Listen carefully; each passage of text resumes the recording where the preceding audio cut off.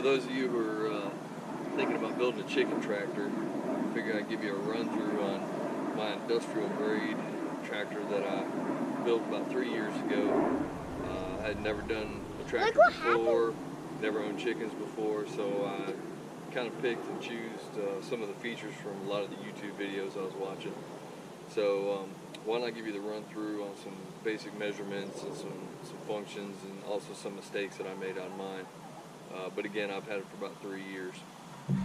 Alright, so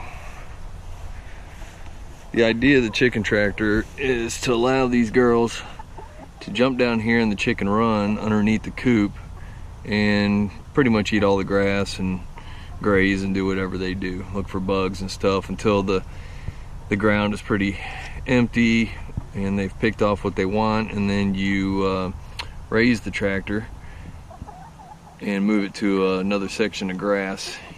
You can kind of see, you know, a path of where it's been located before. Eventually the grass grows back like you see there. I have no. Oh!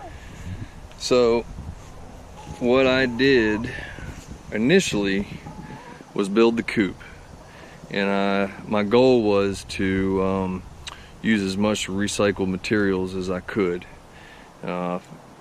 With these chickens, I just try to keep my operating costs as low as possible, and I used that same concept when I was building this. So initially I took 5 pallets, 5 spare pallets from the shop, and that's what these are here. I used a pallet for the flooring, and then I built well, I guess I used a pallet, no, 3 pallets, 1 for each wall and then 1 for the front.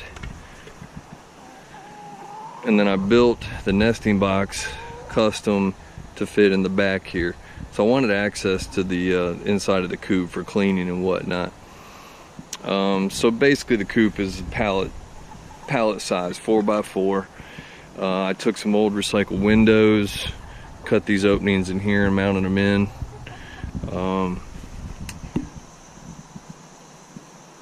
I left some netting here, or like some landscaping material for ventilation, which I stuffed full of straw in the winter to try to just keep the drafts down. I framed out this roof with you know, scrap wood and 2x4s that I could find. I did a lot of dumpster diving and construction sites. In my metal roofing that I got, I went to a carport manufacturing facility and borrowed some sheets from their dumpster. They were real cool about it. And but a lot of the hardware that I had to buy for this thing, you know, just come from Lowe's and whatever. So before I start moving around, I'll talk to you about what these PVC pipes are. This is the watering tube. Pop that off, pour the water in. I use rainwater that I capture through my rain barrels. It runs down through here and into the coop down below, where there's 3 you know, nipples that they tap and the water comes out. This keeps the water real fresh, good flow. I'm having to top it off with a gallon maybe about once a day, something like that. The tube next to it is for dry feed. Again, nothing fancy. I kind of have it strapped in there. But if you've had chickens, you know they're pretty messy, and they'll, you know, destroy their food if they can. So anyways, I try to keep it in here for a couple days worth of food. They'll tend to pull it out, drag it out, make a big mess, but I make them eat it before I refill it. They'll eat. They pretty much cleaned off the ground there, and they're ready for another round of feed. But I was going to move the coop before I did that. Now, when I designed this thing, it took 4 guys and a couple of pipes underneath the coop to be able to lift that thing up and set it onto the chicken run. I did not take into account the weight of this chicken tractor. So when I put my levers on to be able to lift this thing and move it, I initially had 1 tire on each lever, which caused it to buckle whenever I lifted it up because of the weight of the coupe. So I ended up having to go with a dually system. Originally I went with inflatable tires, but after about a year they lose their, they crack, and you got to fill them up with air every time you want to move it. So this week I went and got on sale for $17 at Tractor Supply some no flat, non-inflatable tires. Now that's pricey. I mean, that's about 75 bucks when it's all said and done for tires. But I bit the bullet because I was sick of filling them up. All I did was I used like an all thread piece of pipe here, cut it in length, drilled a hole through this unistrut, and just bolted it in. Nothing fancy. I mean, it's pretty much hand tightened. I did the same thing here, drilled the bolt through, reinforced it with a metal plate, which I just drilled a hole in there, bolted that to this frame, and then bolted it on the other side. Over time, this stuff gets a little bent and whatnot, but it's done pretty good so far. Same on this side. So in a minute I'll show you how I lift it up and move it. My nesting box, in order to keep predators out, and predators do test this thing. I've lost a flock of hens to one raccoon got in here one time, so this is my second round of hens. So that's what it looks like on the inside. I used plastic conduit, electrical conduit for roosting. Did a couple of dowels on the far side and the corners in the winter so they could have plenty of room to get in here. When they were little, I gave them a little ramp, but it's really kind of wasted space. They don't use that ramp. These birds can jump easily onto those pieces of conduit. My girls right now aren't really using it. They hadn't quite figured it out. I think it's maybe a little hot in here in the summertime, so they all kind of hang out on the front with their heads sticking out the doors, probably try to stay cool. So I just try to insulate this as much as possible. I probably put some, bead of silicone around the windows. That's what the inside looks, just wood.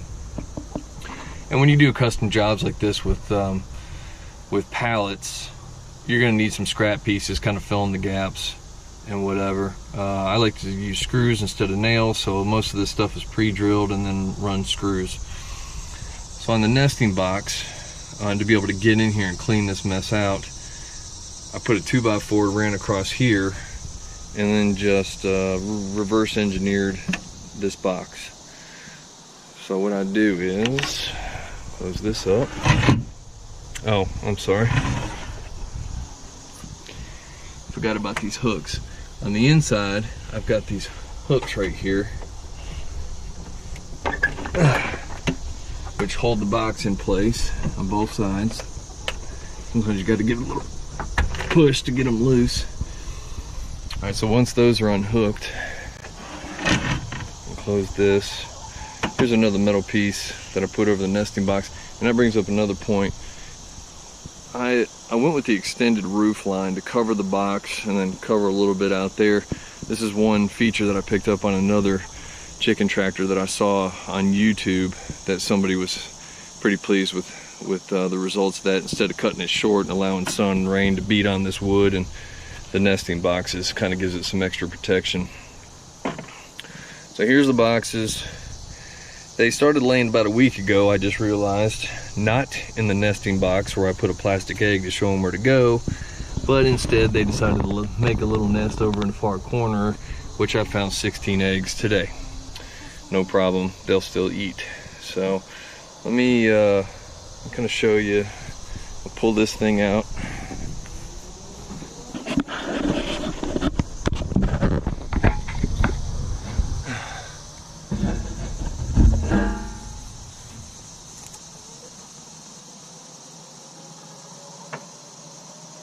Handles on both sides make it kind of easy to maneuver.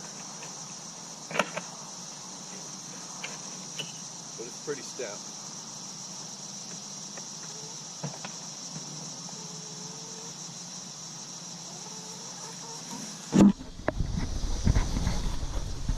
So once I pull that nesting box out, it makes this whole thing a little bit lighter, and I'm able to pull all that hay out, clean the whole thing out, and have pretty good access to inside the coop. One design I would have done differently, and had I made this thing a little bit lighter materials, was rear entry to the chicken run. I would like a door on the back side, because I've had to get in there a couple of times, especially when I was installing the feeders and the waters. So any way you design this thing, you kind of want to have some sort of access to it to get in there. Instead, on this side, I put like a single door opening right here that I can get in and out. See, like that, but it gets loose. Actually, I need to reinforce it, probably take it off and glue it and put some more finishing nails, as it's gotten kind of loose over time. So that kind of brings me to this piece here. I got them a little daytime roosting area. I've got a coop door, which always, for the most part, stays open. In fact, it stays open in the summer so much, I just ran some screws up underneath it to give it some rest. But I have a piece of wax string tied here, which allows me to raise it and lower it, and then I just framed it in so it kind of keeps it in control. Whenever I'm moving it, it drops it right down into place. This wax string comes down here to a little hook, so I can kind of raise it and lower it if I ever need to. The ramp on the way up to the coop door also has the same string, which I can raise this, latch it onto the chicken wire, keeps it up off the ground, and allows me to move the tractor without dragging anything on the ground, because I'm sure that would rip it off. Now this whole piece here is freestanding. It's not really latched down, other than I'll keep bungee cords on it just to try to hold it in place. But what I can do is, if I take that string up and get it out of the way, I can move this entire piece, which allows me to get in and out if I ever need to get anything. Get in there. And well, one time I had a chicken got bit by a poisonous snake and died the next day, so of course she was back in the corner and we had to get back there and get her.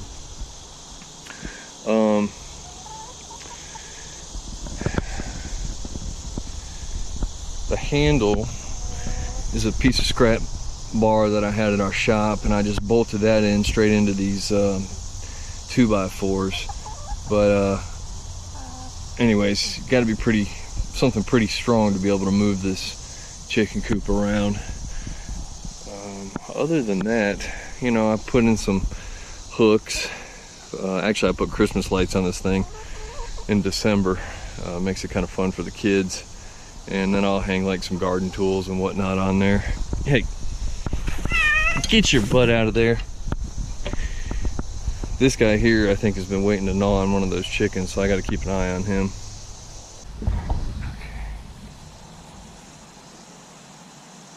So I got a bolt, comes out, here's the hole. Take the lever, lift it up. Bolt in there. Now the tires have got that back end lifted off.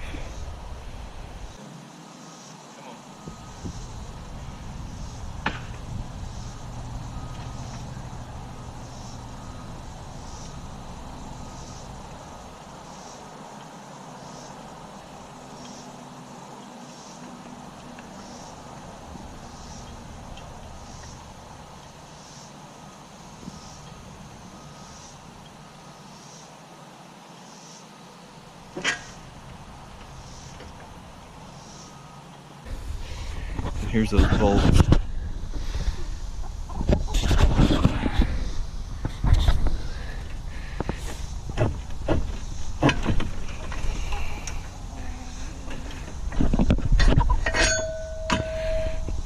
Set these on some screws.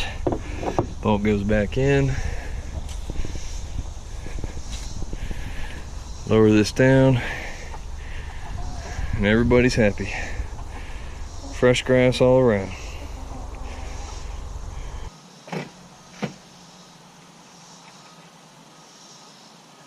Thanks for watching. If you like it, thumbs it up.